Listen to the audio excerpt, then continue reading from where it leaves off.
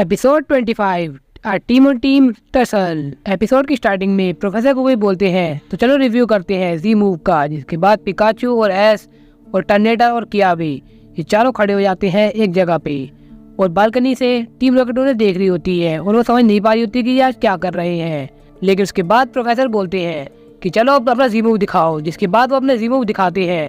S दिखाता है अपने पिकाचू के साथ गीगा वोल्ट हैवॉक और टर्नेटर दिखाता है इन्फर्नो ओवरड्राइव। इसको देख के टीम रॉकेट काफी ज्यादा इंप्रेस हो जाती है क्योंकि टीम रॉकेट ने पहली बार जी मूव देखा है। लेकिन इसका रिजल्ट क्या होने वाला है फिर हमें दिखाया जाता है टीम रॉकेट का हेडक्वार्टर जहाँ जेम्स ने समझा रहा होता है। जी क्रिस्टल जी रिंग के अंदर लगाते हैं और उसका ट्रेनर उसे पहन के एक पावर अनलीज करता है और एक पोज बनाता है। जिसके बाद ये सब पोज बनाने लगते हैं ऐसा पोज और बाफेट अलग पोज बना रहा होता है।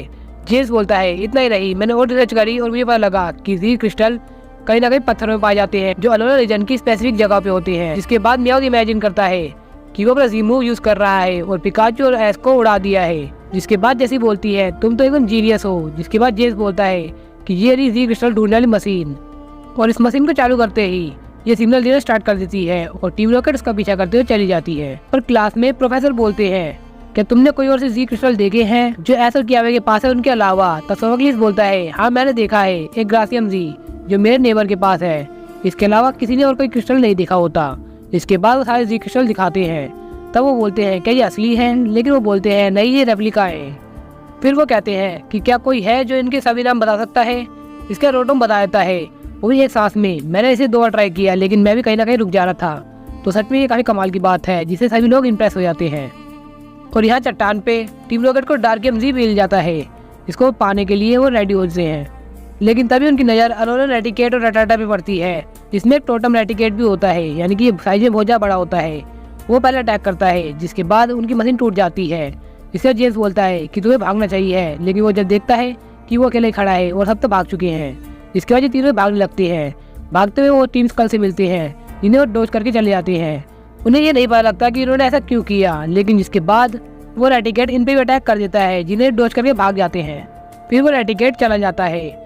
फिर ये सब बातें करने लगते हैं कि ये है लोकल टोटेम पोकेमोन है यहाँ का, तभी इसका साइज इतना बड़ा है। तब वो लड़की बोलती है कि टब हमें इन्हें पकड़ लेना चाहिए जिसके बाद हम सबसे स्ट्रॉन्गेस्ट पोकेमोन ट्रेनर बन जाएंगे। और यहाँ क्लास में प्रोफेसर समझा रहे होते हैं कि जी मूव एक अलग तरह का मूव होता है। ये पोकेमोन की टाइपिंग पे बेस्ड नहीं होता बल्कि पोकेमोन के मूव पे जी मूव होते हैं। इसका मतलब ये है कि पिकाचू एक इलेक्ट्रिक टाइप मूव यूज कर सकता है और नॉर्मल टाइप भी। तो ये दोनों तरीके के जी मूव भी परफॉर्म कर सकता है। इसका रोटम बताता है पिकाचू स्टीरियम जी भी यूज कर सकता है क्योंकि उसे आयरन टेल आता है। राइट, हाँ सही कहा, ये बहुत पावरफुल मूव है। तब वो बोलता है अगर तुम्हारे पास स्टीलियम जी होगा तो तुम उसका यूज करके स्टील टाइप जी मूव भी परफॉर्म कर सकते हो। जिसके बाद लारा बोलती है प्रोफेसर वायर टाइप जी मूव यूज करने के लिए कौन सा पोज करना होगा? जिसके बाद सीन कट कर दिया जाता है और हमें दिखाया जाता है टीम रॉकेट को जो वहाँ के जी क्रिस्टल को लेने के लिए तैयारी कर रहे होते हैं और वो सोचते हैं कि हमें पीछे जाना चाहिए। और दूसरी ओर हमें दिखाया जाता है टी स्कल के मेंबर जो रेटिकेट को पकड़ने का प्लान बना रहे होते हैं। तभी उस लड़की की नज़र जी क्रिस्टल पड़ती है। वो बोलते हैं कि टप वहाँ देखो वहाँ जी क्रिस्टल है। जिसके बाद वो बोलता है कि अरे वाह ये तो कमाल की बात हो गई, अब मैं जी क्रिस्टल यूज़ करूँगा। जिसके बाद वो मोटा लड़का बोलता है कि तुमने तो कहा था कि तुम्हें जी क्रिस्टल पसंद नहीं है। जिसके बाद वो बोलता है कि तुम पुरानी बात को भूल सकते हो, अब मैं भी जी मूव परफॉर्म करूँगा। और वो दोनों कहते हैं हम तुम्हारे किसी भी काम में साथ देंगे टप। और अब ये दोनों ही चट्टान पे चढ़ने लगते हैं लेकिन अपोजिट साइड में एक ही जगह ऐसी आती है जहाँ दोनों का सामना होता है। जिसके बाद वो बोलते हैं कि तुम कौन हो? टीम रॉकेट अपना इंट्रो देती है बिल्कुल पहले वाला। इसके बाद ये इंप्रेस नहीं होती लेकिन म्याउथ को बोलते हुए देख के वो लड़की इंप्रेस हो जाती है। फिर टप पूछता है कि तुम यहाँ के तो नहीं लग रहे, तुम कहाँ से आए हो?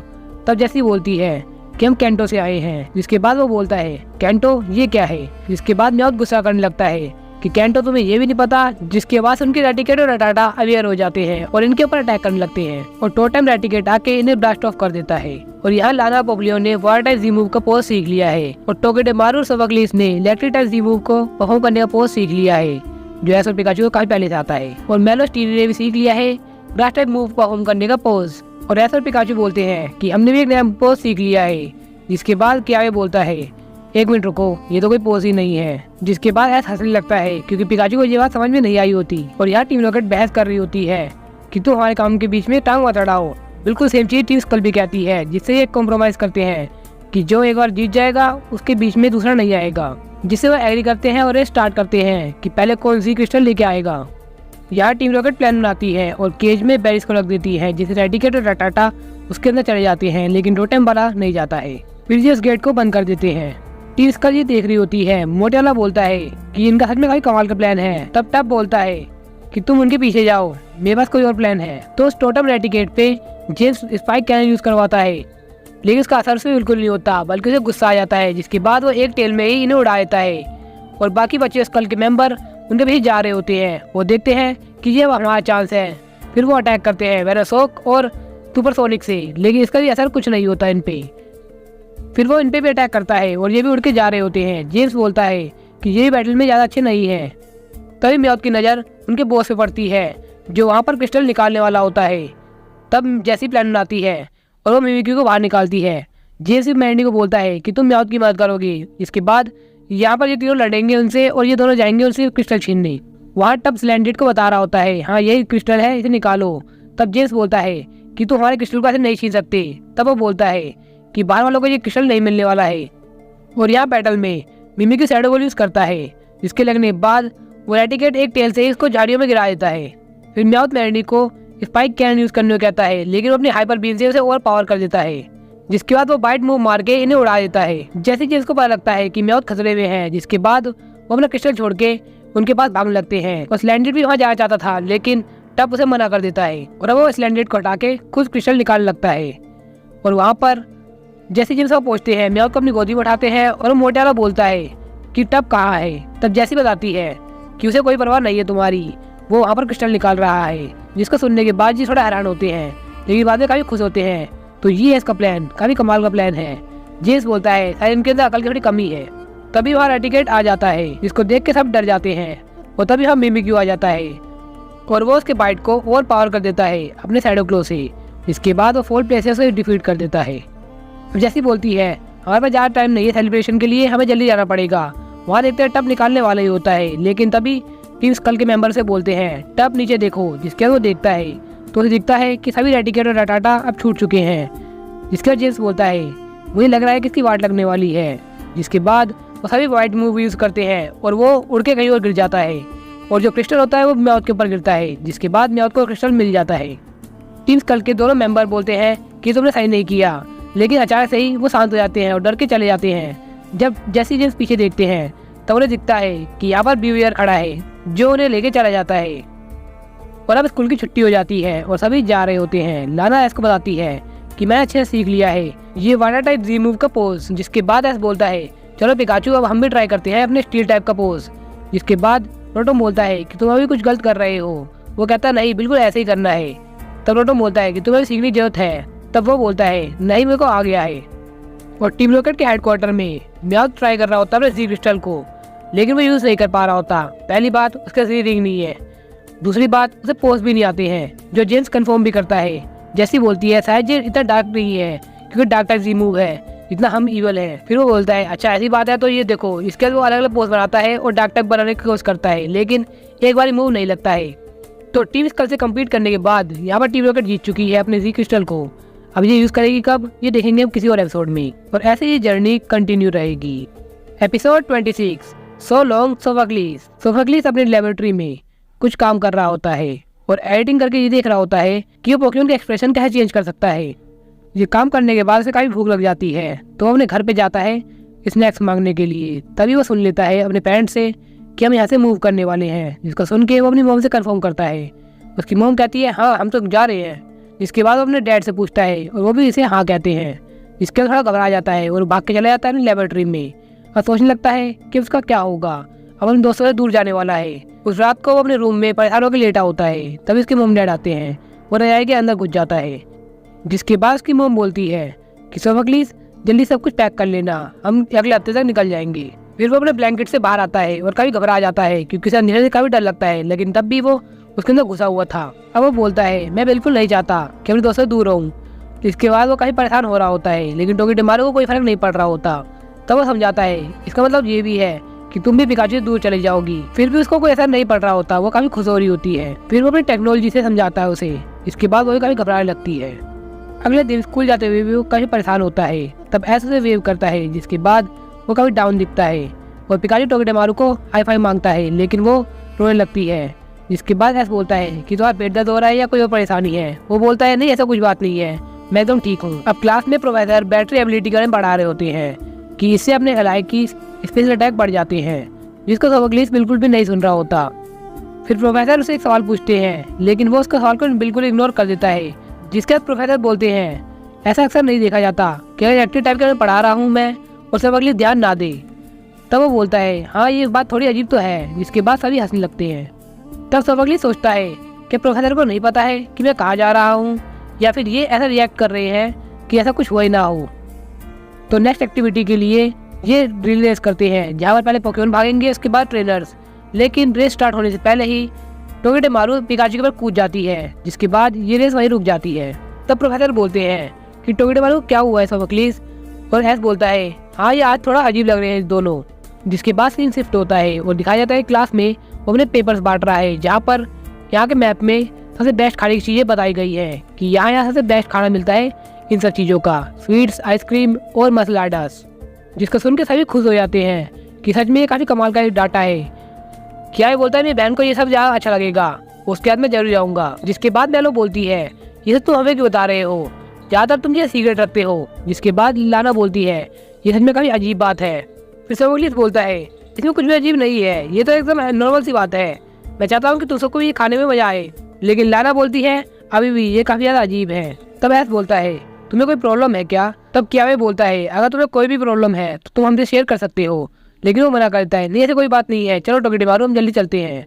इसके बाद वो जा रहा होता है और काफ़ी परेशान होता है कि मैंने कैसे बताऊँ, मैं ऐसा करता हूँ मैंने बताऊँगा ही नहीं, इन्हें एंड में मैसेज कर दूंगा।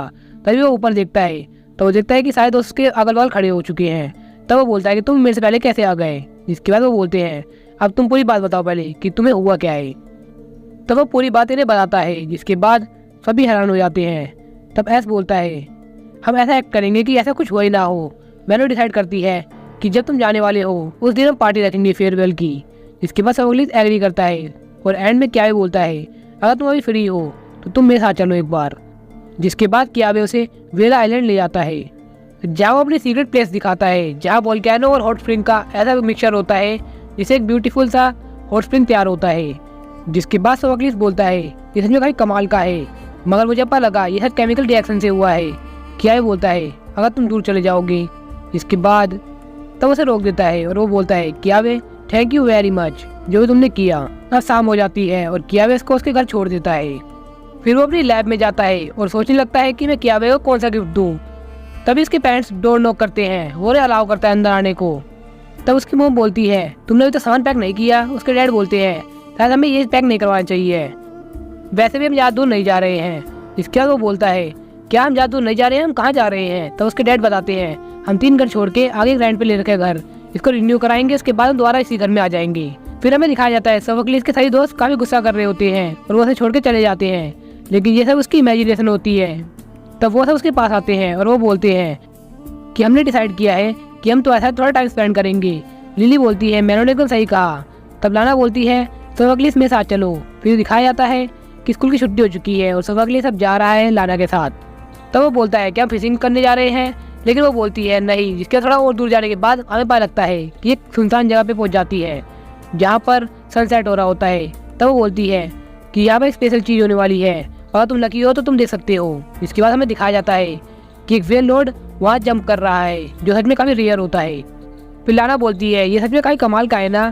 सोफोक्लिस कहता है हाँ कमाल का है। जिसके थोड़ा परेशान हो जाता है और सोचने लगता है कि मैंने कैसे सच बताऊँ। और यहाँ एस डिसाइड कर रहा होता है कि उसे कौन सा गिफ्ट देना चाहिए सोफोक्लिस को। इसके रोटोस का आइडिया देता है किसी इलेक्ट्रिक टाइप चीज़ें पसंद है तो क्यों ना इसे एक पोकेमॉन दे दो जो इलेक्ट्रिक टाइप हो। इसके बाद वो पिकाचू को देख रहा होता है। तब एस बोलता है मैं पिकाचू को नहीं दे सकता। इसके बाद वो बोल रहा है मैंने कौन सा कह दिया कि तुमसे दो, मेरा तो कुछ और प्लान है, क्यों ना तुम उसे पोकेमॉन पकड़ के दो। अगले दिन सोफोक्लिस काफी सफर कर रहा होता है इन सब के बारे में सोच के। वो चाहता है उन्हें बताना, लेकिन वो कहते हैं हमें कुछ काम है, हम जा रहे हैं और तुम भूलना मत पार्टी में आने के लिए। फिर वो मेलो के रेस्टोरेंट जाता है और बोलता है कि मैं मेलो को भी बता सकता हूँ, अभी कुछ टाइम है। लेकिन जब तक उसको वो देख लेती है और वो बोलती है तुम काफी जल्दी आ गए हो, लेकिन आ गए हो तो तुम अंदर बैठ जाओ, ये तुम्हारे लिए पार्टी है तो तुम्हें काम करने की जरूरत नहीं है। जिसके बाद लिली और लाना, कियावे और मीमो ये भी आ जाते हैं। मेलो बोलती है तुम भी काफी जल्दी आ गए हो। फिर मीमो बताती है कि मैं यहाँ पर काफी सारे फ्लावर लगाऊंगी क्योंकि मुझे फ्लावर की ज्यादा नॉलेज है कियावे से। और ऐसे यहाँ पर उन पोकेमॉन को ढूंढ रहा होता है। शाम होने के बाद रोग्राफ को वो पोकेमॉन मिल जाता है, जिसके बाद वो खुदाई करते हैं और वो पोकेमॉन वहाँ निकल जाता है। ऐसा तो निकाल लगता है, लेकिन वो थंडर शॉक देने लगता है, जिसके बाद ऐसा बोलता है काफी दर्द हो रहा है। फिर सीन शिफ्ट होता है और हमें दिखाया जाता है कि वहाँ पर सारा खाना बन चुका है और लाना कहती है ऐस का भी लेट हो चुका है। तब मैलो कहती है खाना ठंडा ना हो जाए, जिस कारण हम अभी स्टार्ट करते हैं। फिर मैलो बोलती है कि चलो हम तुम्हें विश करते हैं कि हमारी सारी बेस्ट विशेष तुम्हारे साथ है। जिसके बाद लिली रोने लगती है। फिर मैलो बोलती है सोफोक्लिस तुम हमारे बारे में कुछ बोलना चाहोगे? तो वो कन्फेस करने वाला होता है, तभी ऐसा आ जाता है, कहता है कि मैं तुम्हारे लिए तो परफेक्ट गिफ्ट लाया हूँ। फिर वो रिवील करता है कि वो है चार्जरबग, जिसको सोफोक्लिस पकड़ना चाहिए। सोफोक्लिस उसे अटैक करता है और उनकी बैटल के बाद सोफोक्लिस उसे पकड़ भी लेता है। फिर सभी उसे कॉन्ग्रेचुलेट करते हैं, लेकिन तभी वो रोने लगता है और सब कुछ कन्फेस कर लेता है कि वो ज़्यादा देर के लिए नहीं जा रहा है, सिर्फ 1 हफ्ते के लिए जा रहा है, वो भी अपने पड़ोस में ही। जिसके बाद ऐस बोलता है चलो अच्छा है, ये जान के हमें काफ़ी खुशी हुई। जिसके बाद सभी कहते हैं हमें कोई प्रॉब्लम नहीं है, हमें बल्कि काफ़ी खुशी हुई ये जान के कि तुम कहीं नहीं जा रहे हो। टोकीडेमारू ये सब समझ नहीं पा रही होती, तो वो समझाता है कि मैंने मिसअंडरस्टैंड कर लिया था अपने पेरेंट्स के वर्ड्स को। फिर वो दोबारा एनिमेशन दिखाता है और समझ में आया था टोकीडेमारू को कि वो दूर नहीं जा रहे हैं। अब सभी लोग खुश हो चुके हैं और सोफोक्लिस को भी एक नया पोकेमॉन मिल चुका है। तो चलिए करते हैं एक छोटा सा क्विक रिव्यू। इसमें उन्हें पहले एपिसोड में देखा टीम रॉकेट को जी क्रिस्टल मिल चुका है, एस के और कंपेनियन को उनके पोसेस मिल चुके हैं, जिसे वो जी मूव परफॉर्म कर सकते हैं। और नेक्स्ट एपिसोड में हमें यही पता लग गया कि मिसअंडरस्टैंडिंग और आधी बातों को सुनने से कितनी बड़ी बड़ी प्रॉब्लम आ सकती है। तो वीडियो को आधा मत देखा करो यार, पूरे देखने ले करो। अगर यहाँ तक देख रहे हो तो थोड़ा सा और भी देख लो। इसमें हम देखने वाले हैं नेक्स्ट एपिसोड में आने वाला है इसका राइवल, यानी कि आपको पता है कौन आने वाला है।